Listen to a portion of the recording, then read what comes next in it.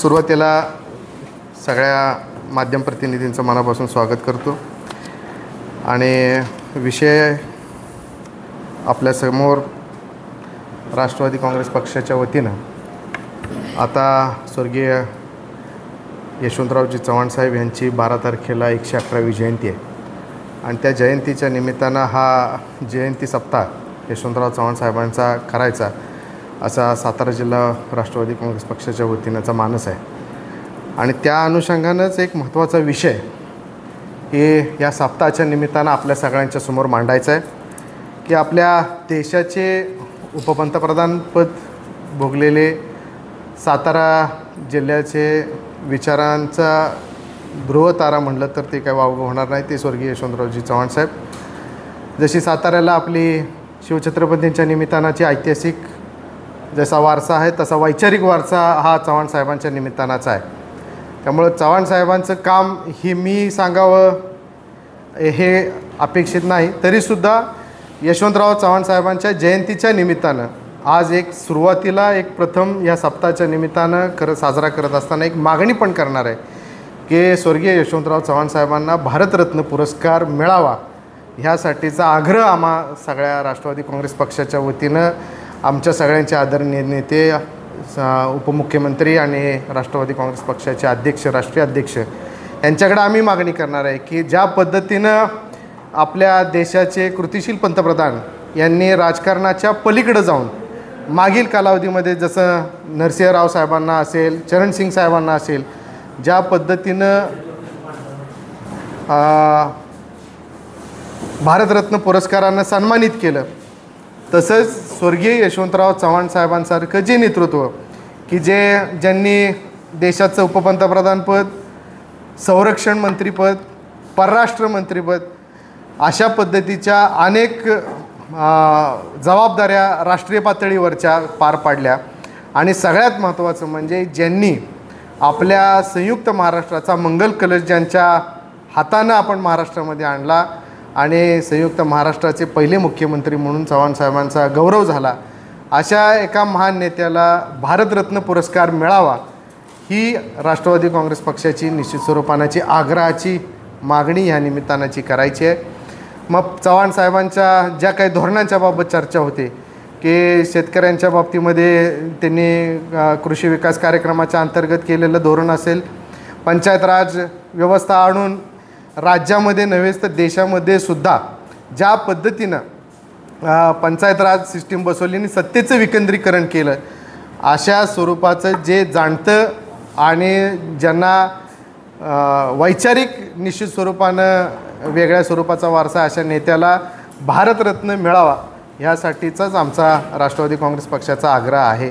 त्यामुळं मी माध्यम प्रतिनिधींनाही विनंती करेन की आपण राजकारणाच्या आम्ही सगळ्याच म्हणजे यशवंतराव चव्हाण साहेबांचे राजकीय विचार स्वीकारलेले मंडळी अनेक राजकीय पक्षांमध्ये, त्यांनासुद्धा आम्ही आग्रहाची आणि नम्रतेची विनंती करणार आहे की चव्हाण साहेबांना भारतरत्न पुरस्कार मिळण्यासाठी जे कोण राज्यभरामध्ये चव्हाण साहेबांचा विचार सांभाळणारे खासदार आहेत, आमदार आहेत, आजी माजी लोकप्रतिनिधी आहेत किंवा देशाच्या राजकारणामध्ये सुद्धा महाराष्ट्राची भूमिका बजावणारे अनेक मान्यवर आहेत, ह्या सगळ्यांच्याकडून ती मागणी जावी आणि लवकरात लवकर जेणेकरून चव्हाण साहेबांना भारतरत्न पुरस्कारांना सन्मानित व्हावं की जेणेकरून एक राज्यामध्ये एक वेगळा विचार देणारा हा नेता आणि त्या नेत्यांचा सुद्धा गौरव एक सातारावासीय राष्ट्रवादी काँग्रेस पक्षाच्या एक कार्यकर्ता या नात्यानं आणि ज्या आमच्या कुटुंबावर आम्हा सगळ्यांवर ज्यांचे राजकीय विचारांचा पगडा आहे अशा चव्हाण साहेबांचा सुद्धा गौरव ह्या निमित्तानाचा व्हावा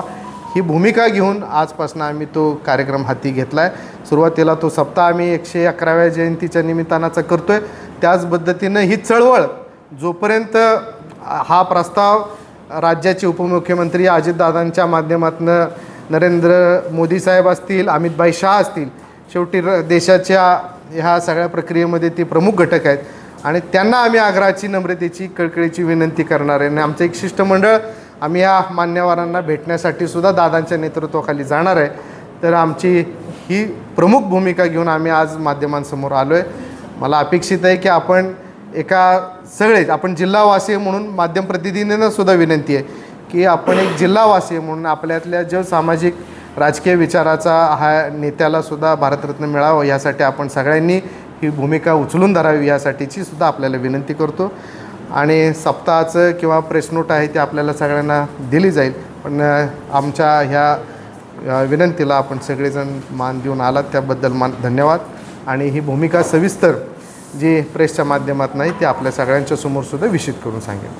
धन्यवाद. भूमिका ठरवण्यापेक्षा मनामध्ये आमच्या सगळ्यांची ती इच्छा होती. पण मागच्याच आत्ताच्या नजीकच्या कालावधीमध्ये जेव्हा देशाच्या ह्याच्या सगळ्या प्रक्रियेमध्ये जेव्हा नरसिंहराव साहेबांना आणि चरणसिंगांना भारतरत्न पुरस्कारानं सन्मानित केलं तर आम्हासुद्धा सातारावासियांची एक जिथं राजकीय विचार आम्ही सगळे सांभाळणारी मंडळी आम्हालाही वाटलं की आता ही भूमिका उचलून धरायला काही हरकत नाही. आता उलटा जास्तीचा प्रयत्न आपण केला तर कदाचित पंतप्रधान महोदय आणि गृहमंत्री महोदय ह्याबाबतचा सकारात्मक विचार करतील आणि भारतरत्न पुरस्काराच्या बाबतीतला आग्रह आपल्या सगळ्यांचा मान्य करून घेतील. पण हा रेटा नेमका पुढे नेणार कसा आहात तुम्ही आता? हा निश्चित स्वरूपानं की जिल्ह्याच्या वतीनं सुरुवातीला मागणी करणं आणि ह्या मागणीचं नेतृत्व किंवा ह्या सगळ्याचं नेतृत्व हे आपल्या राज्याचे उपमुख्यमंत्री माननीय अजितदादा पवार यांच्याच माध्यमातून पुढं सगळ्या जसं मागाशी म्हटलं की अनेक राजकीय विचाराचे वारसदार अनेक चव्हाण साहेबांची सगळीकडे आहेत. पण त्या सगळ्यांना एकत्रित करण्याची आणि त्याचं नेतृत्व करण्याची जबाबदारी आम्ही अजितदादांना केली की पक्षाचे आम्हा सगळ्यांचे राष्ट्रीय अध्यक्ष आहेत त्यांनी ते स्वीकारावं आणि वरती पंतप्रधान साहेबांच्या आणि गृहमंत्री साहेबांच्याकडं तो प्रस्ताव आपण शासनाच्या वतीनं पाठवावा की जेणेकरून चव्हाण साहेबांच्या गौरवाला आपल्याला सगळ्यांना सन्मानित करता येईल. आमचं आव्हानच आहे. मी असं म्हणतच नाही की कुणाची घ्यायची नाही.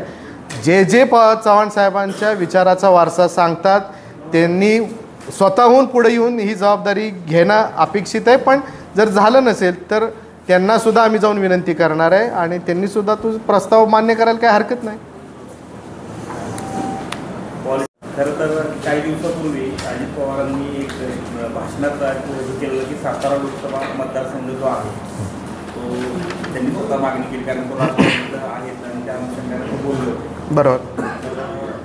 आता नितीन काकांचं एक नाव येतं आहे पण जर संधी जर तुम्हाला मिळाली तर तशा पद्धतीने काय तुमची? सुरुवातीला मी पहिल्यांदाही सांगितलं की आम्ही राष्ट्रवादी काँग्रेस पक्ष हा महायुतीमध्ये देशाचे पंतप्रधान नरेंद्रजी मोदी साहेब यांच्या विचाराला बळकटी देण्यासाठी तिन्ही पक्ष एकत्र आलेत आणि प्रामुख्यानं मला असं वाटतं की ती जबाबदारी तिन्ही पक्षाच्या वतीनं जो खासदार सातारा लोकसभेचा जाईल तो आदरणीय मोदी साहेबांचे हात बळकट करण्यासाठी संसदेमध्ये जावा अशी आमची सुरुवातीला एक प्राथमिक भूमिका आहे. पण त्यानिमित्तानं दुसरा आग्रह एवढा निश्चित स्वरूपानं आहे की 99% राष्ट्रवादीच्या माध्यमातूनच जे काही खासदार आत्तापर्यंत संसदेमध्ये गेले म्हणजे आजच्या तारखेपर्यंतसुद्धा राष्ट्रवादी काँग्रेस पक्षाचं प्रतिनिधित्व करणारेच खासदार लोकसभेमध्ये प्रतिनिधित्व करतात. तर पार्टी म्हणून पक्ष म्हणून सुद्धा आम्हा सातारावासियांची निश्चित स्वरूपाची भावना आहे की सुरुवातीला राष्ट्रवादीकडे सुद्धा ही जागा असावी आणि त्यासाठी अनेक नावांचे अनेक मान्यवर या स्पर्धेमध्ये कदाचित ज्यांना इच्छा आहे असे आहेत किंवा ज्यांना जबाबदारी जाईल अशा अनेक जण आहेत.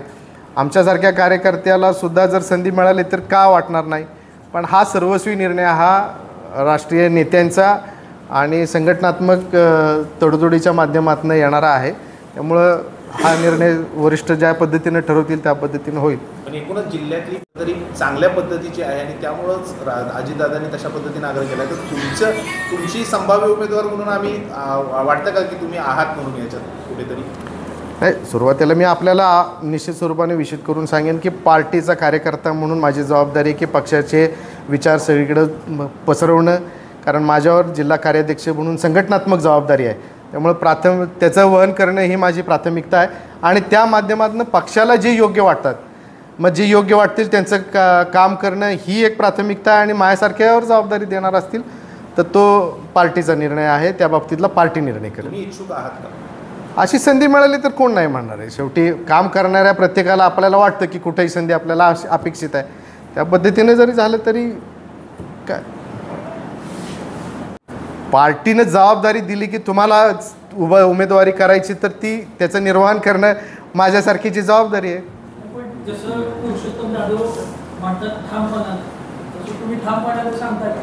मी सुरुवातीला म्हटलं की आपण सगळे आम्ही पार्टीमध्ये सगळे तिन्ही पक्ष एकत्र आले ते एका विचारानं एका धोरणानं ऐका ना, मग त्या अनुषंगानं पार्टीकडं जर उमेदवारी आली राष्ट्रवादी पार्टीचे एवढे मेळावे होत आहेत किंवा बैठका होत आहेत किंवा सगळं होतं हे आम्हाला सगळ्यांनाच माहिती, त्यांच्यात अजून एक वक्तव्यच होत नाही किंवा ते जाणीवपूर्वक सांगतच नाही. आता तुमचा जो विषय तुम्ही जे पत्रकार परिषदेच्या माध्यमातून आज भूमिका स्पष्ट करताय तर तुम्ही जी भूमिका स्पष्ट करताय माध्यमांसमोर होती इतके दिवस तुम्ही बोललेला नव्हता, मात्र आता तुम्हाला ती भूमिका घ्यायची वेळ आली आहे. म्हणजे तुम्ही संधी सांगताय की मी मला जर मिळाली म्हणजे थोडक्यात तुम्ही एक प्रकारे जाहीर करताय की मी आता उभं राहायला तयार आहे असं समजायचं का माध्यमात? मुळात पहिलं मी सांगितलं की जर पार्टीला योग्य उमेदवार वाटला ती जबाबदारी आमच्यासारख्यावर दिली तर ती करणं हे कोणत्याही जसं सैनिकाचं काम असतं तसं आम्हा संघटनेतल्या सुद्धा कार्यकर्त्याचं काम असतं की त्याची जबाबदारी पार पाडणं. पण मुळात प्रश्न असा आहे की ती राष्ट्रवादीला आधी जागा वाटपाच्या संदर्भातली भूमिका स्पष्ट होऊ द्या, तोपर्यंत अधिकृत कोणती भूमिका त्याच्या बाबतीतली स्पष्ट करणं असाही थोडासा एक विचार आहे की ती जोपर्यंत अजून जागा वाटपामध्ये राष्ट्रवादीला येत नाही ना आपण इच्छुक होऊन काय, आधी जागा वाटपाचा निश्चय झाला पाहिजे. हा सगळा जरतरचा प्रश्न आहे. जोपर्यंत पार्टीच्या जागा वाटपाचा निर्णय राज्यस्तरावर होत नाही तोपर्यंत त्याच्यावर अधिकृतपणे उमेदवारीच्या बाबतीमध्ये बोलणं योग्य नाही. जेव्हा पार्टीकडे येईल तेव्हा मी अधिकृतपणे भूमिका मांडेन की बाबा आता मी त्याच्यामध्ये प्रक्रियेतला भाग आहे आणि माझाही विचार व्हावा. पण तोपर्यंत आता तो विषय नाही. आज आपण वेगळ्या विषयाच्या अनुषंगानं आपल्याला सगळ्यांना मी बोलू इच्छित. आता तुमच्या पार्टीचे मेळावे सुरू झाले तालुक्याने, मग असं सातारा आणि जावळी तालुक्याचा मेळावा कधी आणि केव्हा होणार आहे? त्याचबरोबर यशवंतराव चव्हाणांना भारतरत्न पुरस्कार द्या. तुमची पार्टी 1999ला स्थापन झाली, आजपर्यंत का मागणी केली नव्हती, आत्ताच का करताय? नाही, कोणतीही वेळ चुकीची आहे असं म्हटलं तर ते योग्य होणार नाही. चव्हाण साहेबांसारख्या नेत्याला आजपर्यंत दिलं नाही ह्याची पार्श्वभूमी शोधण्यापेक्षा आज आपण ती सगळी संघटितरित्या एकत्रितरित्या मांडूयात की जेणेकरून त्या महान नेत्याचा गौरव आपल्याला सगळ्यांना करता येईल आणि म्हणून ती प्रामाणिक भूमिका घेऊन आम्ही सगळे पुढे जातोय. राष्ट्रवादी दादा गटाची अजून काय ॲक्टिव्हिटी दिसत नाही साताऱ्यात. हे संघटनात्मक जबाबदाऱ्या ज्याच्या त्याच्या दिलेल्या आहेत. तालुका अध्यक्षांच्या नेमणुका झाल्या आहेत, त्यांच्या कार्यकारिणींच्या जबाबदाऱ्या निश्चित झालेल्या आहेत. त्यामुळं ज्या त्या तालुका स्तरावर प्रत्येकजण प्रत्येक कार्यकर्ता आता काम करायचा प्रयत्न करतो आहे. बऱ्याचदा काय होतं की प्रतिकूल परिस्थितीमध्ये काम दिसत नाही, पण माणसं तालुकानिहाय कार्यकारिणी करून बूथनिहाय काम करणारे कार्यकर्त्यांची जबाबदारी आता पक्षाच्या संघटनात्मक बाजूची चांगली झालेली आहे. 6 तारखेला मिटिंग आहे राष्ट्रवादीची, होय, त्यामध्ये लोकसभेच्या जागेची मागणी करणार आहे साताऱ्याची. ते मुळात दादांनीच कर्जतमध्ये मागितली होती की सातारची स्थानिक नेते कोण दिसत नाही मागणी करताना. नाही, त्याबाबतच्या 6 तारखेला त्याच विषयाच्या अनुषंगानं बैठक घेतलेली आहे आणि आमच्या जिल्ह्यातल्या जिल्हावासियांचा सुद्धा आग्रह असेल. आमचे नेते मकरंद पाटील, रामराजे साहेब हे दोन नेते आमच्याकडून प्रयत्न निश्चित स्वरूपाने करत आहेत. जसं मगाशी सांगितलं की माड्यामधनं रामराजे साहेब संजीवराजेंच्या बाबतीमध्ये आग्रह करत आहेत, म्हणजे राष्ट्रवादीला जागा वेळा म्हणून आग्रह करत असतील तसं आमचाही आग्रह राहील की सातारची जागा ही राष्ट्रवादीला राहावी. काल रामराजे साहेब म्हणाले की माड्यात 3 आमदार आहेत, तर आमचे पालडं जड आहे माड्यात, साताऱ्यात कमी आहे. पण मी आत्तापर्यंत हे मगाशी सांगितलं की सन 1999पासून राष्ट्रवादी काँग्रेस पक्षाचे नेतृत्व करणारेच खासदार संसदेमध्ये आत्तापर्यंत गेले. मग त्या अर्थानं जर कोणाची संख्या विधानसभेचं नेतृत्व करणाऱ्यांची कमी आहे म्हणून तिथं आत्तापर्यंत राष्ट्रवादी कमकुवत आहे असं म्हणण्याला काही हे होत नाही. आणि आमदारांची संख्या आहे म्हणून मग भाजपचे खासदार मागच्या वेळेस झाले तर ते नाही. आज खासदारांची संख्या आपल्या आमदारांच्या संख्येवर आग्रहानं मागणं माड्याच्या बाबतीतली रामराजे साहेबांची आहे त्याबद्दल असायचं, कारण त्यांनी त्या बाबतीतला पूर्ण विचार करूनच ते भूमिका मांडली असणार आहे. दुसरा आता राष्ट्रवादीच्या ह्याच्यात गेले नंतर गटात, तर तसा नंतर सातारा जिल्ह्यात कुठलाही कार्यक्रम मोठा झालेला नाही. तसा कार्यक्रम कुठला आत्ता आहे प्रस्तावित आत्ता होता. राष्ट्रवादी काँग्रेस पक्षाचं जे कार्यालय नव्यानं होतं आहे त्याच्या उद्घाटनाच्या निमित्तानं दादांनी सांगितलं होतं की आपण एक मेळावा सातारा जिल्ह्याचा घेऊ आणि उद्घाटनाचा सोहळाही करू. असा एक संयुक्त कार्यक्रम होता, पण काही तांत्रिक अडचणींमुळे तो पुढं ढकलला आहे. पण तो नजीकच्या कालावधीमध्ये होईल आणि सातारा जिल्ह्यामध्ये एक चांगला कार्यक्रम दादांच्या नेतृत्वाखाली आणि आम्हा सगळ्या जिल्ह्याचे प्रमुख रामराज साहेब, मकरंद आबा, नितीन काका ह्या सगळ्यांच्या माध्यमातून आम्ही सगळा चांगला कार्यक्रम घ्यायचा प्रयत्न करू.